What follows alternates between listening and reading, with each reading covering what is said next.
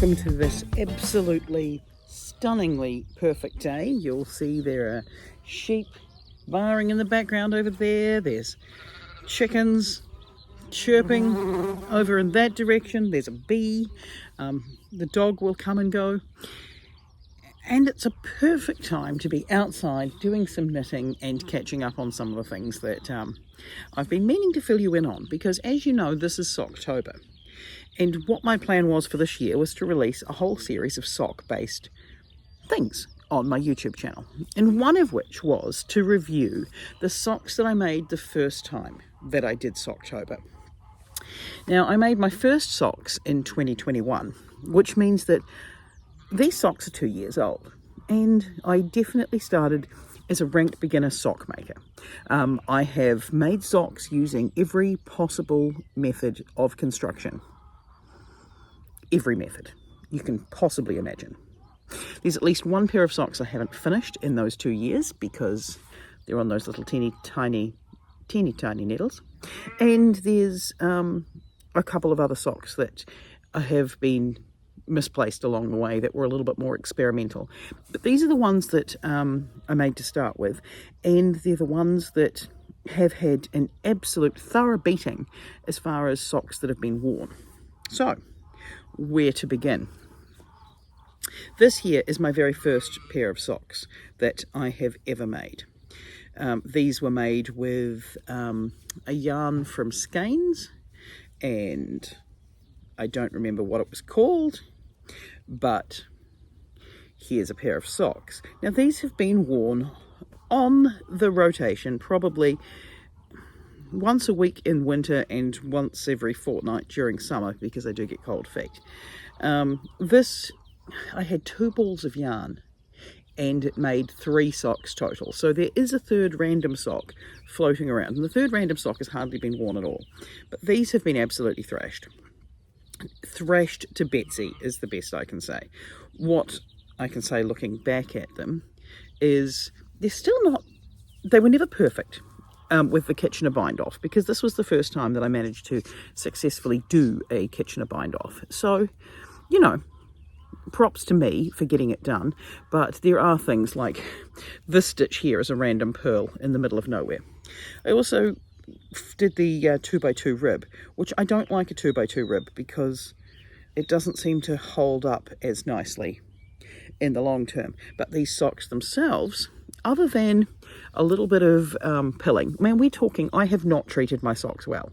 They may have got blocked in the initial instance, and since then they have just been washed in the washing machine, thrown in the dryer, hung up with pegs, you name it. They have had no love, care or attention whatsoever. Where have they got any signs of wear? Basically, if I was to compare these with a pair of socks I bought at the same time, that would be fascinating. But there's a little bit of pilling, there's a little bit of like almost felting around the heel, but all in all, they're in good condition. There isn't a hole, there isn't, you know, any damage to them. All I can say is that they're a bit baggy around the ankle and a bit baggy around the foot, but they were always a bit like that. These ones I made on the straight needles, and they're stabbing yourself all over with 1,000 tiny pains to make those ones. But they're a heel flap, and that was pair number 1. Now socks number 2 was this pair. Now this pair here, these have absolutely been thrashed as well. These were a pattern from Unraveled, and it was a sock kit. But I didn't follow the sock kit instructions, because clearly on my second pair of socks ever being made, I was ready to make changes. So I went with a 1x1 rib at the top, even though the pattern called for a 2x2. Now the 1x1 rib has held up really nicely. Now this yarn was a Turkish sock yarn, I believe. I think it was called Soxy. And it was self-striping, and it was fun to knit, and yeah, other than the fact that it feels more plasticky than this one here, it's not much different. This one was just a rougher wool to start with, but the first wash softened them right up. And the amount of nylon in them has really protected them from some really hard trauma as a sock. Again, I've still got some lumpy bits at the ends of my Kitchener bind-off, but my Kitchener bind-offs are really neat on these ones. The heels, definitely some pilling and some wear, but there's no holes, nothing's given in on them. These have been absolutely thrashed. I love these socks so much. They're so warm. I think the only thing that doesn't give them a lot of traction around my wardrobe is that most of my wardrobe is bright colours. She says wearing a grey shirt on a sunny day, but these are more muted tones.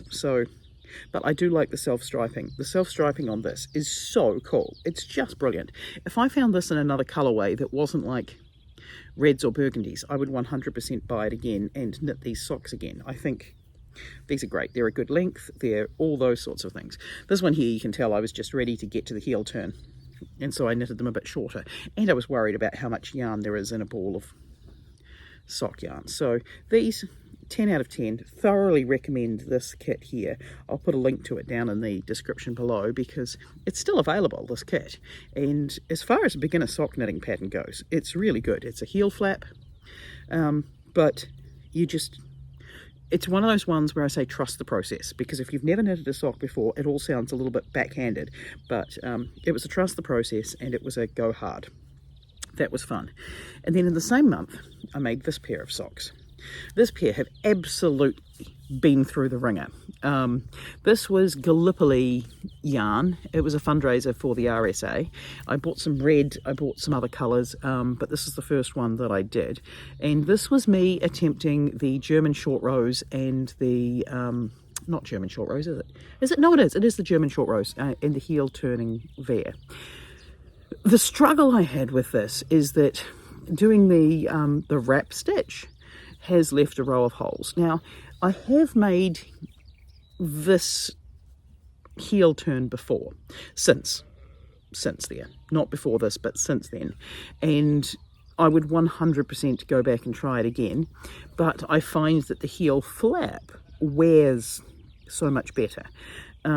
This yarn, however, is stunning. I mean, we're talking, look how pilling this has become, simply because I mistreat my socks like there's no tomorrow. I don't want to have to look after my socks. They're socks. So a lot of pilling, but a lot of work. These are in all the favourite colourways. I can tell you by looking at them that the first sock of the pair was this one.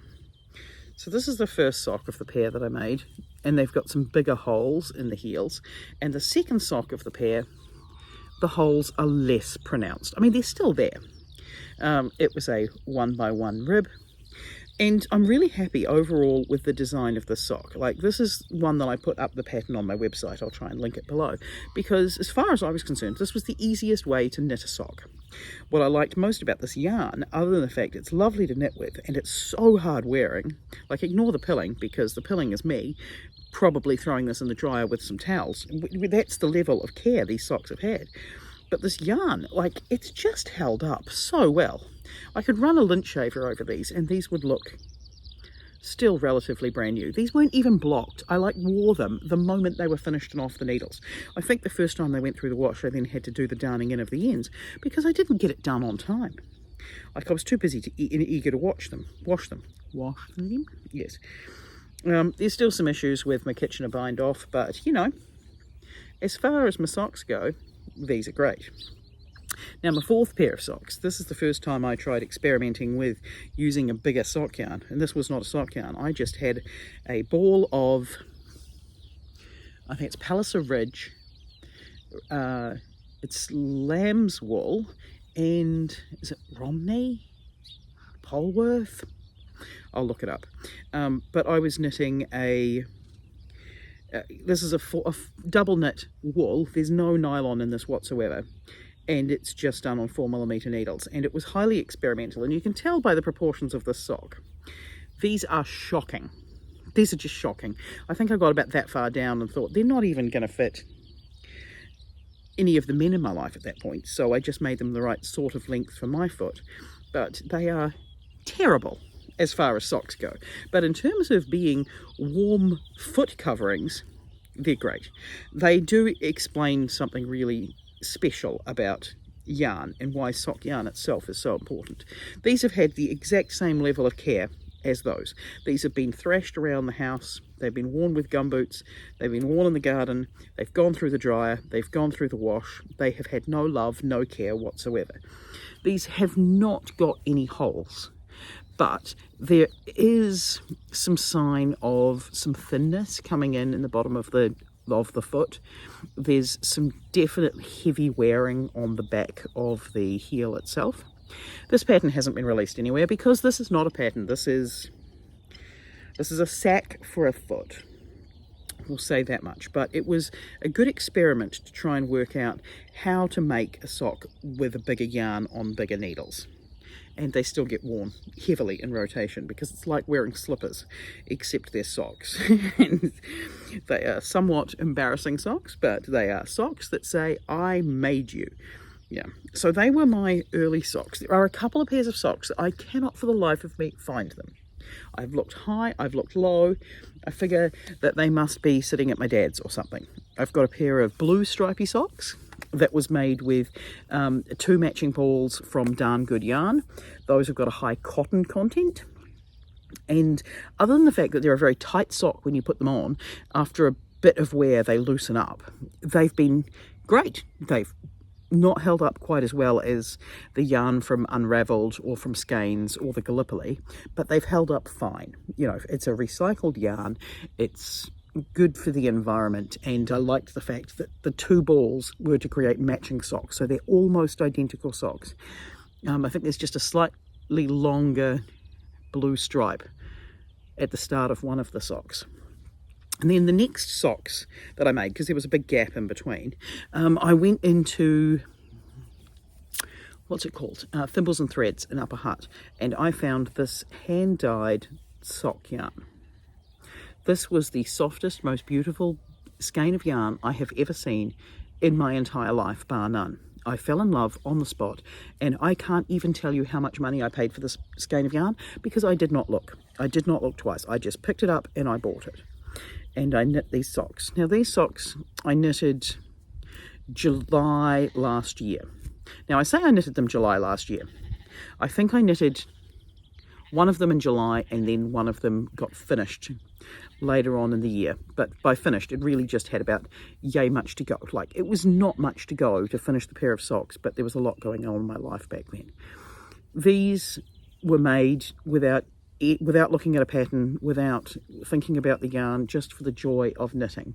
And I did these on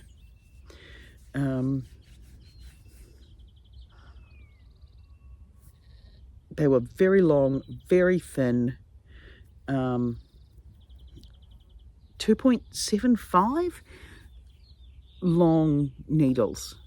I think they were the Knit Pro 2.75 ones, I think, or were they the Knit Pro? Yeah, somewhere around there.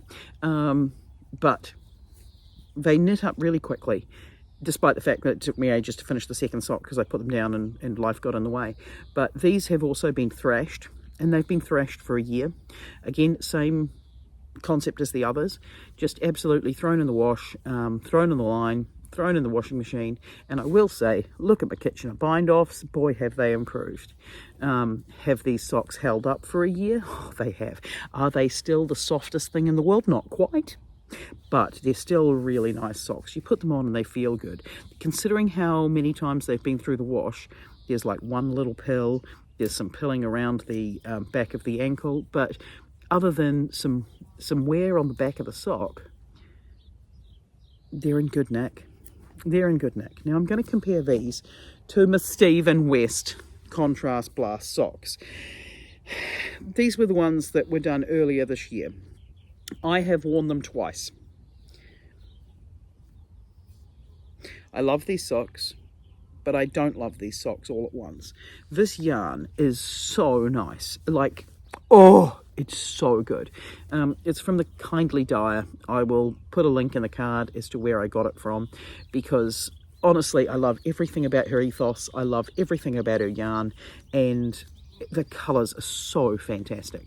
It's the pattern that makes this one a difficult sock to wear, because this bit makes it look like I've got cankles. To be fair, I have cankles, but no one wants to be saying, oh, look at my fat ankles, look at my fat sock bit. I also made a few mistakes in choosing the wrong needles, because at this point in my life, I have discovered my preferred way of knitting socks. And I'll show you in just a second. But there are things on this sock that just make it too hard to wear. Like, you can see that it's not holding the same shape. This cool cable here was a cool thing to be doing when knitting the sock, but it's horrible in a shoe. And you want a sock to be in a shoe. These cables across the top, horrible on one's foot, this texture. I can't handle it on the bottom of my foot, so I just did it plain on the back. This raised bit on my foot, gross. No, just no. But everything about this part of the sock, yes, love it, love all of it. Even the 2x2 rib that really did pull in quite nicely, because there's quite a lot of 2x2 rib, and then it goes into this cable section. Great. I will do Stephen West's sock alongs again if they come up, but I will try and follow the instructions more carefully and use the right size needles. Oh, my dog is in the compost heap. Honestly. First warm day. What an idiot. Me or him, who knows? The jury's out on which one of us is the bigger idiot at this point. But they're my most recent socks that I've finished, that I've worn. There are 2 more pairs of socks that I've knitted since then, but they're going to be in my SOCKTOBER wrap-up video, as to new socks that I've created. So I should have 3 pairs of socks by the end of this month, maybe 4. We'll see. But yeah, they're my Stephen West Contrast Blast socks. Other than the fact that there's too many things going on in the pattern which makes them difficult to wear, difficult to style, and uncomfortable on my foot. Love the yarn. Just love them. But there's so many things going on with the changes of pattern and the changes of tension with the different bits, with the slip stitches and the garter stitching and what do you call it? Those ones. It's reverse stockinette, isn't it, really, on the side? All of it just changes it so much that it's just an uncomfortable sock on my my poor little footsies. And I do have an autoimmune condition, so I get very pedantic about my feet. And I have to go through a whole thing about checking my feet over for all sorts of things, from damage to temperature to, you know, feet. They're a pain in the bum. But these are them. Will I do Stephen West one again? Yes, I will. Has this pair worn well? No, it really hasn't. They're probably socks to be made and cherished and looked after, but I have socks to wear on my feet. That's what it is. So mostly I have made socks using double pointed needles. I have made socks using the magic loop. I've made socks using the little tiny Chiagu shorties. And I think the method that I finally settled on preferring is one that is really close to a woman I met in China, and she was American, and she had just come from working in Mongolia. And we were talking about knitting over lunch one day, because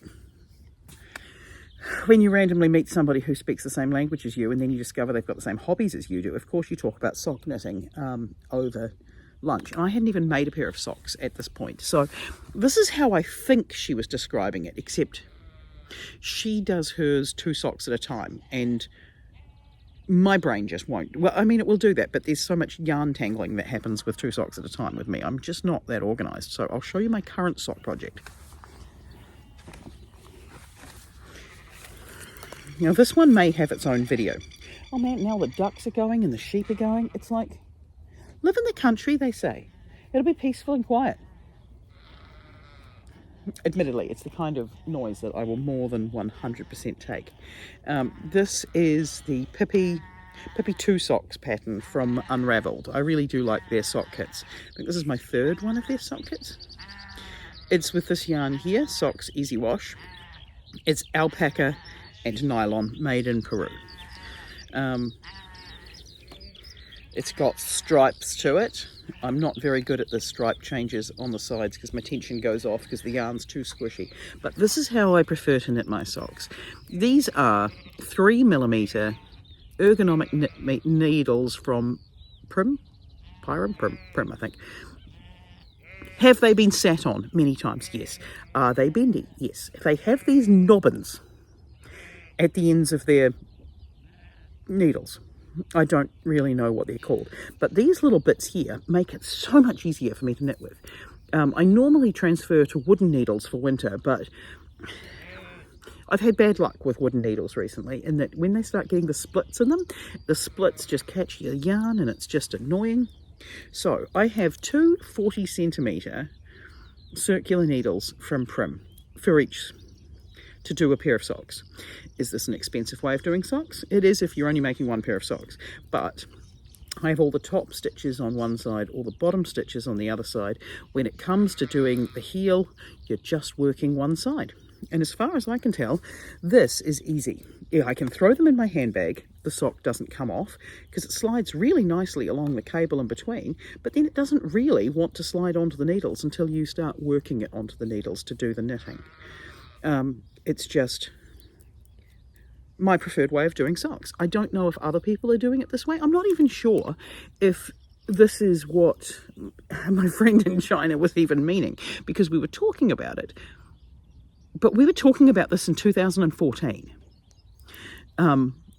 over a lunch break, and I'd never knitted a sock before. But in my head, this is what she was describing. And in reality, this is what works for me really nicely. I don't feel like I'm being stabbed all over with many pains, like with the double-pointed needles. I don't feel like I'm constantly having to pull that loop through and getting the pulls from the magic loop. I don't feel like I'm constantly having to re-untangle things. My biggest issue is making sure that the tension on that turn bit is correct. But this is my preferred way of knitting socks, and I'm sure you're going to see that these socks have been knitted so far all over the country, and there may be a video just of me knitting these socks, and you'll see this bit of footage twice. My apologies for that.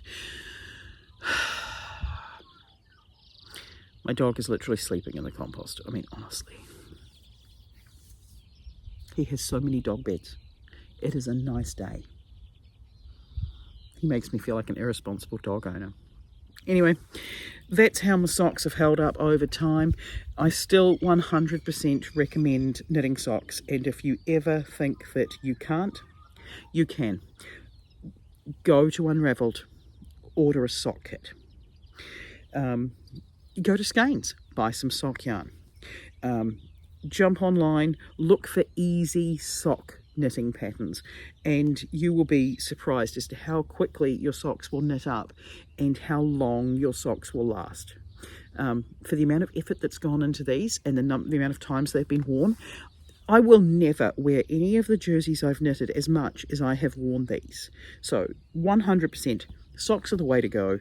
Yes, sock yarn can be expensive, but as far as a gift to yourself that keeps on giving, or a gift to somebody else that keeps on giving, and the amount of damage you can give these socks in a washing machine or a dryer and they still work and do the job and look good, 10 out of 10. All I can say is my socks have lasted. I am a fan. I knit all my socks. Well, except the socks I run in. If I could work out how to knit running socks, I would do that, but I knit all my socks now. So, happy knitting, have a fantastic time, and I hope the rest of you are having days as beautiful as these.